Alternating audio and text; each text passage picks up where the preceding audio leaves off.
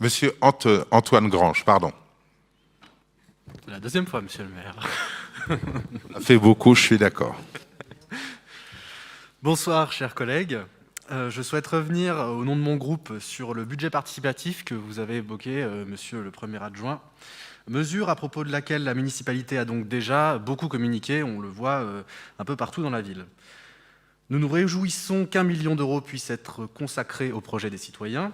Cependant, nous ne sommes absolument pas d'accord avec votre méthode et votre communication sur lesquelles je souhaite revenir.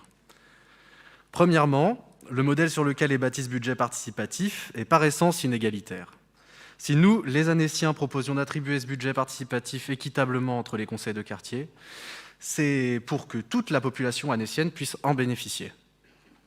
Or, en ne répartissant pas cet effort financier sur le territoire, les quartiers où la participation citoyenne est moindre, c'est-à-dire malheureusement trop souvent les quartiers où sont les classes les plus populaires, risquent fortement de se retrouver exclus de ces investissements.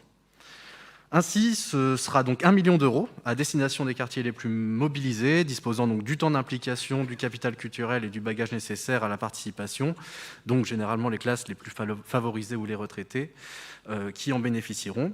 Et c'est tout l'inverse, selon nous, d'une véritable politique de mixité sociale. Deuxièmement, nous avons été impressionnés par votre dextérité avec les chiffres, comme l'a dit M. Chamosset juste avant.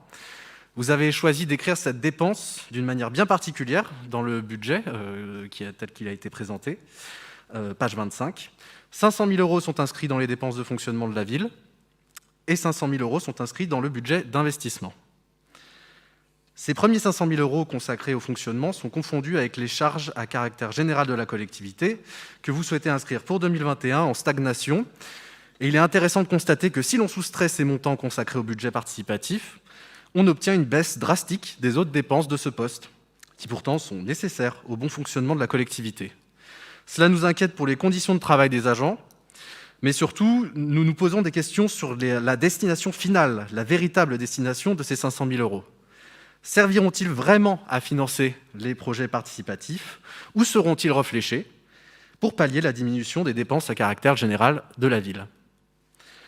Mettre un budget participatif dans les dépenses de fonctionnement de la collectivité, c'est aussi questionner le principe des projets qui seront réalisés. Il nous a été expliqué que ces dépenses de fonctionnement sont nécessaires lorsqu'il s'agit d'organiser des fêtes de quartier, par exemple, comme l'une des affiches de communication le mentionne. Mais le principe d'une fête de quartier n'est-il pas qu'elle puisse se tenir chaque année ? Ainsi, tous les ans, 2 options s'offriront donc à nous dans cette configuration. Soit le budget de fonctionnement de la collectivité devra croître pour promouvoir d'autres projets, tout en continuant de financer ceux de l'année précédente, soit l'enveloppe ne bougera pas et on se retrouvera à financer tous les ans les mêmes événements qui, comme je l'ai déjà dit, profiteront très probablement aux quartiers les plus favorisés de la ville. Tout ça pour dire que, certes, afficher 1 million d'euros de budget participatif, c'est très bien. Mais lorsque l'on va plus loin que cet effet d'annonce, ce budget participatif tel qu'il est présenté ne tient pas debout, et ce pour 3 raisons. Déjà car vous pourrez annoncer médiatiquement dès le vote du budget que vous l'aurez réalisé à hauteur de 50% grâce aux 500 000 euros inscrits en dépenses de fonctionnement, mais dont la destination n'est pas garantie, encore une fois, d'être celle des projets finaux retenus. De plus, parce qu'il n'est pas soutenable d'année en année sans une augmentation exponentielle des dépenses de fonctionnement de la collectivité. Et troisièmement, pour finir, parce qu'il est par essence une contre-mesure sociale qui accentuera les inégalités. Je le redis donc, le seul moyen de faire ce budget participatif une véritable politique publique qui serve l'intérêt général et l'intérêt d'Annecy et des Annéciens, c'est de le répartir équitablement entre les conseils de quartier pour leur offrir toute liberté en garantissant l'égalité pour des projets de fraternité sociale. Merci. Merci, Monsieur Antoine Grange. Je vois que vous êtes bien sûr que ce budget participatif va ne servir qu'aux populations les plus aisées. Je ne vois pas bien pourquoi, mais je vais laisser Benjamin Barrias répondre. Ce que je peux vous dire, c'est que déjà, on se lance. On va évaluer, nous évaluerons ensemble les résultats. Et ce que je peux vous dire, c'est que l'ensemble des projets qui ont été déposés ne sont pas des projets qui concernent des personnes aisées particulièrement. C'est une analyse un peu rapide, Monsieur Marias ? Oui, merci François. Je vais juste clarifier une petite chose. Le 500 000 euros en investissement, 500 000 euros en fonctionnement, c'était choix arbitraire qui avait été fait au départ, ne sachant pas quel type de projet allait être mis sur la plateforme jeparticipe.nssi.fr. Au regard de ce qui est arrivé sur la plateforme ces dernières semaines, en fait, nous arrivons à la conclusion qu'il y a une nouvelle répartition à faire, et c'est ce qui sera présenté dans le budget, qui est de 700 000 € pour l'investissement et 300 000 € pour le fonctionnement. Parce qu'en fait, la réalité de ce qui est proposé, c'est de l'investissement, et c'est des petits investissements, mais certes des investissements proposés par les Annéciens. Je ne sais pas si vous avez analysé l'ensemble des documents, parce que c'est des documents, des projets déposés. Il y en a un peu plus de 170, en tout cas ce week-end il y avait plus de 170. Ces projets-là seront pas votés, mais ne seront pas décidés par les élus, ils seront votés par les habitants. Donc c'est les habitants pour les habitants. Et à un moment donné, je pense que dans cette situation de volonté de redonner le pouvoir aux habitants, aux Annéciens, on essaye et on tente. Et je pense que en tout cas, c'est ce qu'on a décidé en commission tous ensemble, pour la commission Renouveau démocratique dont Claire Lepan fait partie pour votre groupe. Je pense que nous avons, en tout cas, ensemble, acté le fait qu'on essaye et on voit ce que ça donne sur cette première année. Tout comme on a annoncé que le 1 million d'euros pour ce budget participatif évoluerait au fil des ans en fonction de la réalité des projets proposés. Et donc, si c'est un succès, nous irons avec ce succès et nous accompagnerons ce succès collectivement. Et c'est bien le rôle des élus ici.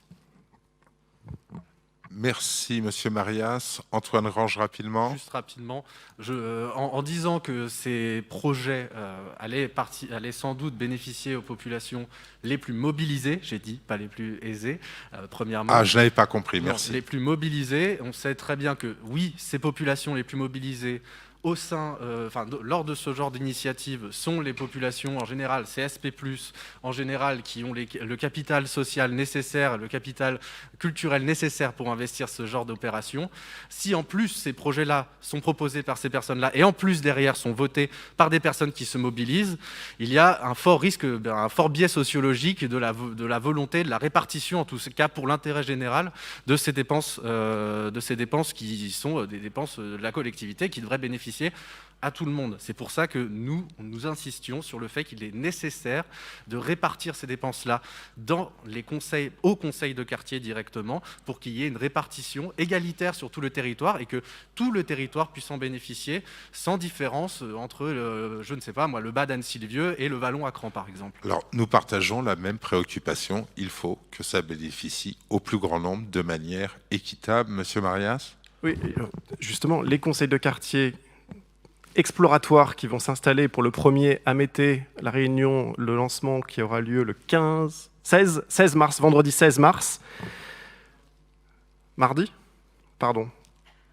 Premier conseil d'installation, ces conseils de quartier-là auront comme mission aussi de proposer et de regarder ce qui se passe sur ce budget participatif. Et ça, on le sait, et c'est un lien. Et de toute façon, on va s'appuyer sur ces conseils de quartier pour énormément de sujets, pour descendre d'informations, pour remonter l'information. Premier point. Et deuxième point sur l'enjeu des inégalités sociales que nous avons sur notre territoire et comment on va chercher les populations qui sont plus éloignées sur ces enjeux de participation. Nous nous appuyons aujourd'hui sur nos partenaires qui sont les centres socioculturels, les MJC, entre autres, les associations de quartier, pour pouvoir diffuser ce budget participatif et faire remonter des projets sur la plateforme. Et nous accompagnons, y compris en mairie de proximité, ces sujets-là. Donc c'est aussi un vrai changement de paradigme dans la façon de faire. Et donc nous testons et nous essayons et nous verrons bien ensemble ce que ça donne en termes de résultats.